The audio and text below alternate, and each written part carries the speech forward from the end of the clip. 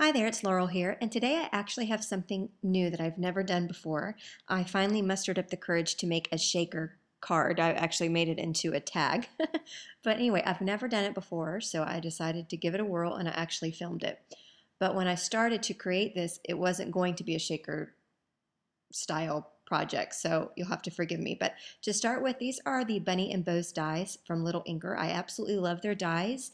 They are unique because most all of them, if not all of them, have that stitched outline around the edges of the die, and I just love that. It adds some really fun detail to each of the dies. So I've gone ahead and die cut all of them out. You can see what they look like. There's a larger bunny and a smaller bunny, and then a larger and smaller bow.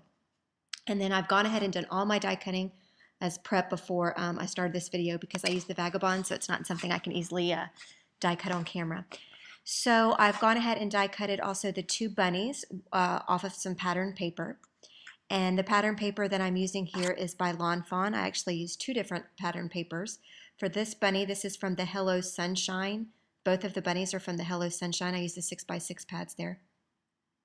And then I also have the background there from the Hello Sunshine as well. And that's going to be the background. And then I also took the Lawn Fawn Grassy Border die, which is right here. It's a really cool die, a lot of detail. And I die cut that with some Lawn Fawn pattern paper as well. There it is. And that's from the Let's Polka paper pad. So I've gone ahead and done all that off camera just to make this video a little bit faster. And again, I still hadn't decided to do a shaker card here. So I'm starting to just assemble my scene. So I'm using my Glue Glider Pro, and I'm just going to go ahead and adhere that grass down. Got some adhesive sticking out the edges there, that pesky little adhesive. So I'm going to go ahead and adhere that down. And then my favorite die from Lawn Fawn of all times is this journaling die. This is the small one. This is, I think they have a larger one now as well. I don't have that. So I'm going to go ahead and adhere this down and run it through my die cutting machine. And right now is when I said, I wonder if I can do a shaker card. I wonder if I can muster up the courage to figure out how to do a shaker card that I see everybody do. So I think right about now is the time that I thought about doing it. So I actually got two die cuts from that sheet there. I just did side by side die cutting, and that's what got left. So that's great. I have an extra project. And I also die cut a piece of, this is just some packaging that came with one of my stamp sets. I saved that. And then I went ahead and ran some coral paper through the die cutting machine with that die, and then I used an X-Acto knife to trim out the middle there. So I have that little stitched frame that's going to go onto the little pocket we're creating for the shaker. So I had to edit this part out because my big old head got in the way, but I applied a bunch of Tombow Mono multi-glue adhesive there, and then I'm just going to go ahead and put that clear piece of plastic or cleared cardstock or any, your packaging, whatever you decide to use here.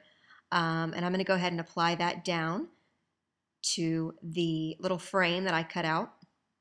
I just love that journaling die. I love that stitched edge. So that basically is going to give us our frame, as you can see here.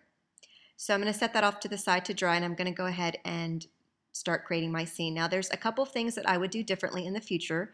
Now remember, this is the first time I've ever made a shaker style anything, so I really didn't think my way through this. So you guys get to go along on the ride with me, and then the next one I do, of course, I'll know what to do and what not to do. So I'm going to apply the big bunny down here with some adhesive and just kind of put them on the card. I love all the different patterns and how well all these fun patterns coordinate with each other. So that's my little big bunny. And then here's what I would do differently on the small bunny. I would also adhere that flat to the card base, but I wasn't thinking, so I popped that little bunny up with some foam dimension. And I definitely wouldn't do that again because when you put the sequins in there and shake it around, all the little sequins get stuck underneath the bunny. Not all of them, but you'll see at the end of the card, but some of them get stuck underneath the bunny because that's raised. So I would advise keeping all of your pieces flat to the card base if you're making a shaker style project. It's still cute. I'm still happy, very happy with it. And this is how, everyone has to learn. They got to give things a try and then just figure out what works for them. But I just wasn't like thinking shaker style. I was thinking card style. So that's why I popped this little bunny up. So again, I wouldn't recommend you doing that for the future. So now I know. But anyway, it's still cute all popped up, isn't it? Super duper cute. And I've also covered up my little cute grass blades as well, but hey, whatever. You know, I changed my mind midway through, and that's okay. It's still going to be super duper cute. But anyway, so I'm going to go ahead and add my sequins in. Most of the sequins that I'm using here are from Pretty Pink Posh by Paulina. She has her own Etsy store, and the sequins are also available now over at Simon Says Stamp as well. She's got some great sequins, little shapes. She's got the cup sequins, the flat sequins, super cute. And then the ones I'm grabbing out now are actually from the Lawn Fawn, but all the other ones are Pretty Pink Posh. So I'm just grabbing, I'm trying to get a bunch of different colors, you know, because I think all the colors that I have of the sequins match this background. This is just a really cute, it could be an Easter tag or it could just be a spring tag, whatever you're going to do here. Because yes, I am going to turn it into a tag. So now I didn't have any of that kids foam tape or that fun foam tape, and I have to say it would have been a heck of a lot easier if I did.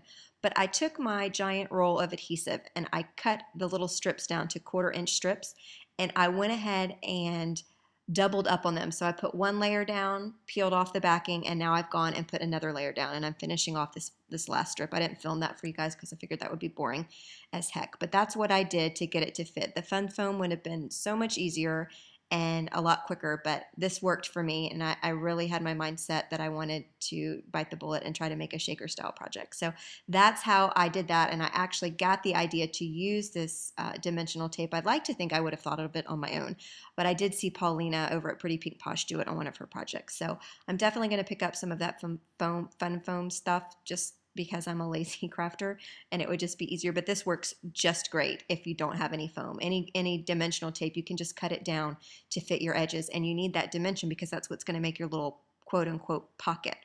So I'm going to go ahead and make sure you got it all lined up pretty good here, because once you stick it down, I'm betting that sucker ain't going anywhere. It's going to be hard to get it up. So I'm just making sure I've got it all lined up before I apply some pressure. And I can't wait to shake. I get so excited I just start shaking. Wee! Because I've never made one before. Ah, so cute. So I decided at this point I'm going to turn it into a tag. So that's my gigantic crocodile. I don't know what all you can do with this crocodile. I use it as a hole punch, but there might be a bunch of other things that you can do. So I actually switched over to the small hole because I only wanted to punch through the adhesive. If I overlapped, then all the sequins would have gotten stuck up in there. So I made sure to use the small hole punch and only punch the hole in the little frame there.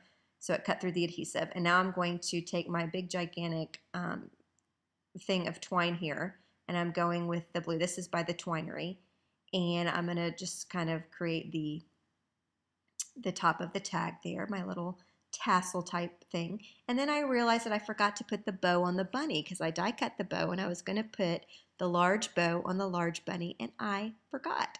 So that's okay. I came up with another way to use the bow, and I didn't film it. I'm sorry. But I took the bow, I colored it with a Wink of Stella pink glitter pen, and I adhered it down to the top of the tag there. And I just think that actually probably looks a whole lot better than what I was originally going for.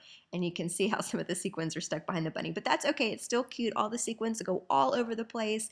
I had so much fun making this, and I'm so glad I finally conquered my fear of the shaker style.